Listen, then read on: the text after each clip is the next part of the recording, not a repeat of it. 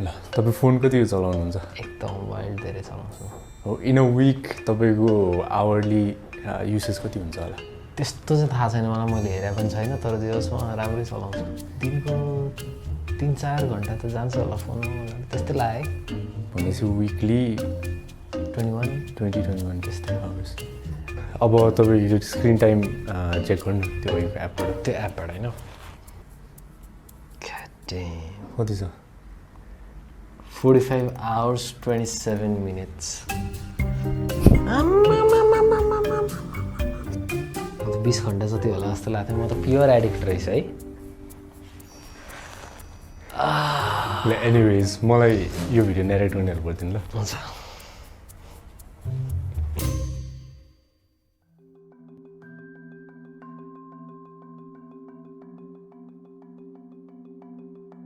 इन्टरनेटको लतबारे कुरा गर्न स्मार्टफोनबारे कुरा गर्नै पर्ने हुन्छ। सन् 2007 मा आइफोनको आगमनले फोन उद्योगमा एउटा क्रान्ति ल्यायो। त्यसपछि विश्वभर स्मार्टफोनको प्रचलन व्यापक रूपमा बढेको छ। आजकल प्राय सबैजनाले स्मार्टफोन प्रयोग गर्दछन्। सुरुमा कुराकानीको लागि मात्र प्रयोग हुने मोबाइल फोन अहिले भिडियो च्याट गर्न, सामाजिक सञ्जाल चलाउन, गेम खेल्न, किनमेल गर्न र अनलाइन क्लासको लागि मात्र होइन, हाम्रो दैनिक जीवनको लागि नभई नहुने साधन बनेको छ। साथै इन्टरनेटको लागि स्मार्टफोन नै सबैभन्दा बढी प्रयोग भइरहेको छ। इन्टरनेटको प्रयोग विश्वभरि बढेसँगै नेपालमा पनि यसको प्रयोग निकै बढेको छ।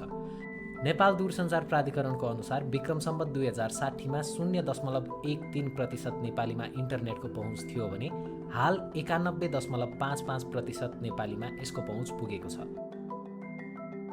कोभिड-19 को कारणले स्कुल कलेज बन्द भएको बेला नेपालमा 4 जनामा 1 जना बालबालिका वा किशोर किशोरीले दिनको 10 घण्टाभन्दा बढी इन्टरनेट चलाउने गरेको पाइएको छ।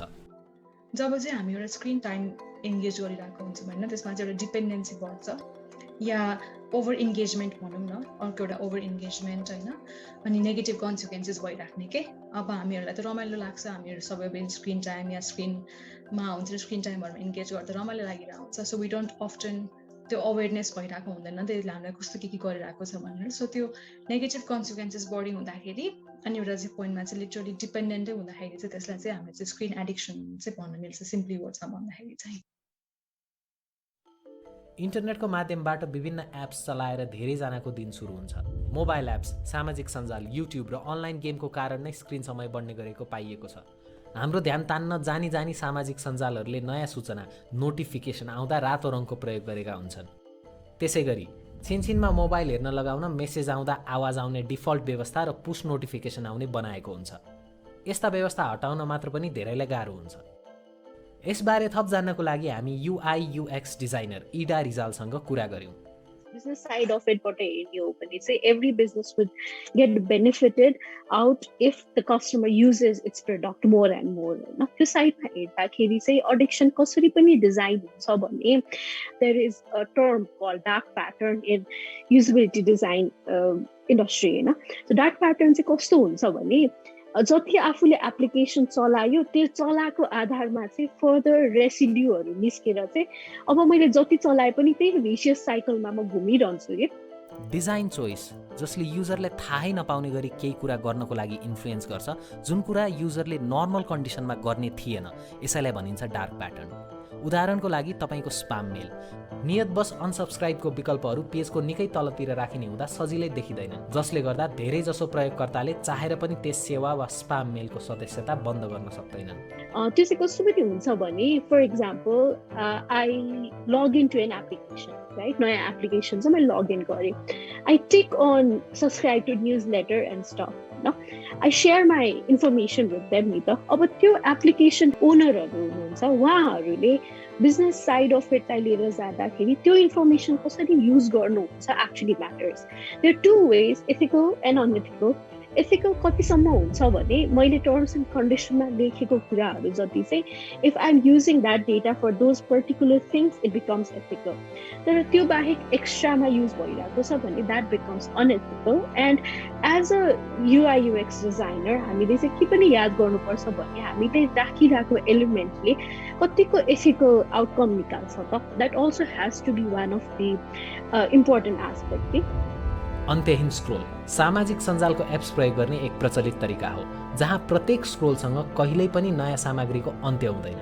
त्यस्तै प्रयोगकर्ताको ध्यान तानिराख्न र भुलाइराख्न युट्युब र फेसबुकले अटो प्ले फिचर राखेका हुन्छन्।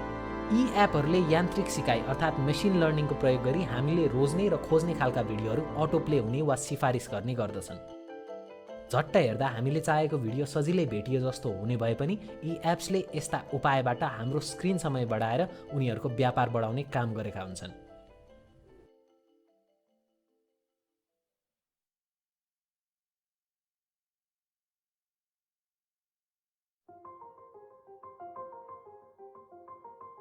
लत वा कुलत एकदमै जटिल शब्द हो, किनभने कुनै व्यक्तिले इन्टरनेट लामो समयसम्म प्रयोग गर्दैमा कुलतमा फसेको नै भनिहाल्न मिल्दैन। तर जब हामी यस्तो आवाज सुन्छौँ हामीलाई फोन समातेर के भएको रहेछ भनेर चेक गर्न मन लागिहाल्छ। एक अध्ययनका अनुसार एक समूह व्यक्तिलाई के तपाईँ आफूले आफूलाई स्क्रिन एडिक्ट मान्नुहुन्छ भन्दाखेरि त्यसको रिजल्ट यस्तो थियो। तर त्यही समूहका व्यक्तिहरूलाई के तपाईँ बिहान उठ्ने बित्तिकै फोन चलाउनुहुन्छ भनेर प्रश्न सोद्धा 65% भन्दा बढीले चलाउँछु भनेर भने। अब प्रश्न आउँछ, के हामी हाम्रो स्क्रिन टाइमको बारेमा अवेर छौँ त? यसबारे अझ बढी बुझ्नका लागि हामीले मेलबर्नमा काउन्सिलरको रूपमा काम गरिरहेकी श्वेता भट्टसँग कुरा गऱ्यौँ। अब सुन्दा कस्तो लाग्छ होला, अब किनभने अब इभन मैले साथीभाइहरूसँग कुरा गर्दाखेरि पनि स्क्रिन एडिक्सन पनि हुन्छ र भन्ने क्वेसन आउँछ नि त, थाहा हुँदैन नि त यस्तो पनि एडिक्सन छ र भन्ने हुन्छ, बट इट इज होइन। अब कन्सर्न किन त भन्दाखेरि चाहिँ हामीहरू धेरैजनालाई चाहिँ अघि मैले भने जस्तो चाहिँ यो पनि एडिक्सन हो र यस्तो पनि इस्यु छ र भन्ने हुन्छ होइन। तर कुरामा जाँदाखेरि चाहिँ फिजिकल इम्प्याक्ट हुनसक्छ या साइकोलोजिकल इमोसनल इम्प्याक्टहरू होइन। फिजिकल इम्प्याक्टमा चाहिँ टाउको दुख्ने बढी, किनभने स्क्रिन टाइम अब 24 घन्टा स्क्रिन टाइम सुत्नुभन्दा बाहेक स्क्रिन टाइममै गइरहेको छ होइन। त्यो आइसाइट प्रब्लम हो र ब्याक पेन होला होइन। स्क्रिन टाइममा अब धेरै इन्गेज हुँदाखेरि हामीले फिजिकल एक्टिभिटीहरूमा पनि धेरै ध्यान दिँदैनौँ होइन। अब इभन अहिलेको बच्चाहरूको कुरा गर्दाखेरि पनि क्या सानैदेखि आँखा कमजोरहरू भइरहेको हुन्छ होइन, चस्मा लाउनु परिरहेको हुन्छ स्क्रिन टाइम बढी भएर, one of the reason होइन। It is not just limited to the physiological impacts of screen addiction, but also leads to behavioral disorder and compulsive internet use. Addiction भन्ने वर्ड अब हामीले अब इट्स अ बिग टर्म नि त होइन, हत्तपत्त use गर्दैनौँ। जस्ट बिकज कोही मान्छे फोनमा चलाउँछ भने तिमी स्क्रिन एडिक्ट भयो भन्नु मिल्दैन होइन। It's more deeper than that नि त। अनि अब जस्तो स्क्रिन एडिक्सन भनेको चाहिँ के, अब जस्तो एउटा भन्दाखेरि अब जब कुनै मान्छेको लाइफ चाहिँ एउटा स्क्रिनमै रिभल्भ हुन्छ, यो मेरो भर्चुअल वर्ल्डै मेरो वर्ल्ड हो भन्ने कुरा हुन्छ होइन। सो यति डिपेन्डेन्ट भइसक्यो हुन्छ कि त्यो भर्चुअल वर्ल्डमा त्यो मान्छे, जस्तै अब रियालिटीसँग चाहिँ रियालिटी के भइरहेछ थाहा छैन कि। सो डिप्रेसनमा जाने, कसैले राम्रो भनिदिइरहेछ फोटोमा कमेन्ट गरेर एकदम ह्याप्पी हुने, कसैले अलिकति नराम्रो भन्यो भने हुन्छ नि अब त्यही कुराले माइन्ड अक्युपाई हुने होइन, थटहरू अक्युपाई हुने। अनि अब एङ्जाइटी पनि, अब एङ्जाइटी डिप्रेसनहरूको कुरा एकदमै कमनहरू भएन। Screens open the portal to vulnerabilities.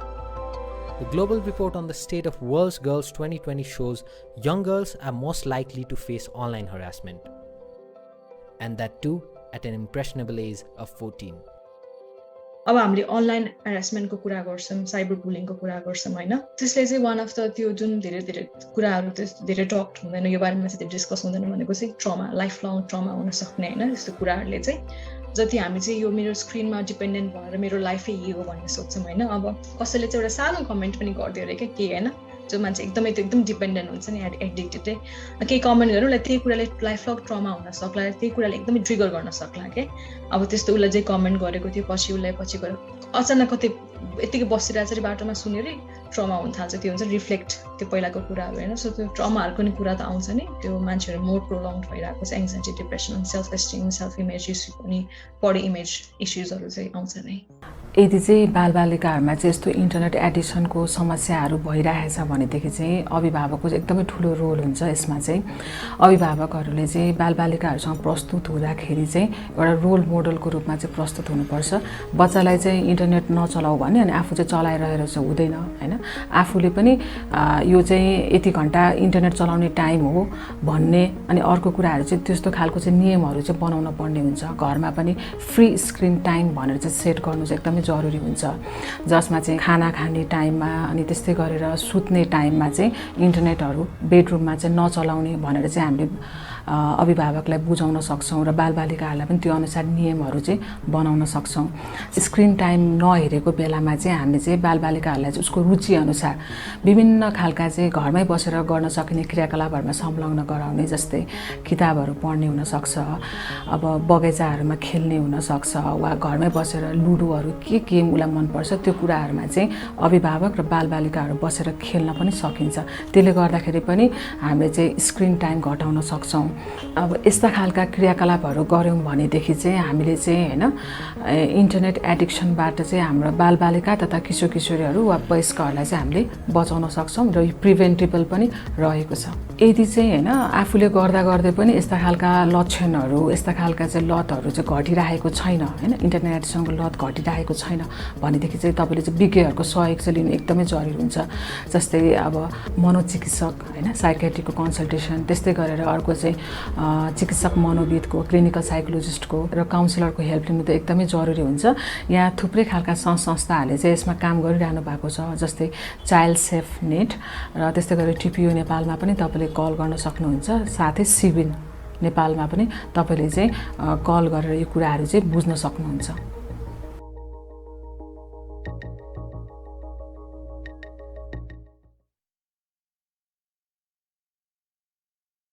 मानव सम्बन्ध एक आवश्यक तत्त्व हो र यही सम्बन्धले मानव जातिलाई बाँच्न, धान्न र फस्टाउन मद्दत गरेको छ र यही कारण हामी एक सामाजिक प्राणी पनि हौँ।